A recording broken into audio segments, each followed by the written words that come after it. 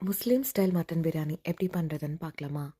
இதுக்கு நான் 2 பெரிய சைஸ் வெங்காயம், 2 மீடியம் சைஸ் தக்காளி, கொஞ்சம் ட்ரை ஸ்பைஸ், 1/2 கிலோவுக்கு கொஞ்சம் அதிகமாக mutton, freshly grind ginger garlic paste, cup curd இதெல்லாம் எடுத்துக்கிட்டேன். மட்டனை நல்லா வாஷ் பண்ணிவிட்டு மசாலாஸ் போட்டு மேரினேட் பண்ணிடணும். இன்றைக்கி நான் 2 கப் பாஸ்மதி ரைஸ் எடுத்துக்கிட்டேன். பேனில் நெய் அண்ட் ஆயில் சேர்த்து ட்ரை ஸ்பைசஸ் அண்ட் ஆனியன் நல்லா சாட்டே பண்ணிவிட்டு அது பொன்னிறமாக வந்த பிறகு ஜிஞ்சர் கார்லிக் பேஸ்ட் ஆட் பண்ணி நல்லா சாட்டே பண்ணணும். அதுக்கப்புறமா tomato, mint and coriander leaves போட்டு அதையும் நல்லா சாட்டே பண்ணணும். அதுக்கப்புறமா ஸ்பைசஸ் ஆட் பண்ணணும். அதையும் நல்லா சாட்டே பண்ணிக்கணும். இப்போ கர்ட் ஆட் பண்ணிக்கலாம். நல்லா வதங்கி முஷியான டெக்ஸ்சர் வரும்போது இப்போ மட்டன் ஆட் பண்ணிக்கலாம். ஆல்ரெடி மேரினேட் பண்ணி வச்ச மட்டன். அதுக்கப்புறம் விசில் விடணும். நான் 1 கப் மட்டும் வாட்டர் சேர்த்து விசில் விட்டேன். அடங்கின பிறகு அதை ஓப்பன் பண்ணி பார்க்கும்போது உங்களுக்கு இந்த கன்சிஸ்டன்சியில் வரும்.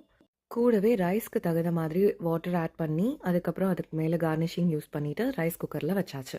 இவ்வளோதாங்க, சுவையான ஈஸியான மட்டன் பிரியாணி, அதுவும் முஸ்லீம் ஸ்டைல் மட்டன் பிரியாணி ரெடி ஆயிடுச்சு. அப்புறம் இதுக்கு வெயிட்டிங், ஹாப்பி ஈட்டிங். வீடியோ பிடிச்சிருந்தா லைக் பண்ணி சப்ஸ்கிரைப் பண்ணிடுங்க.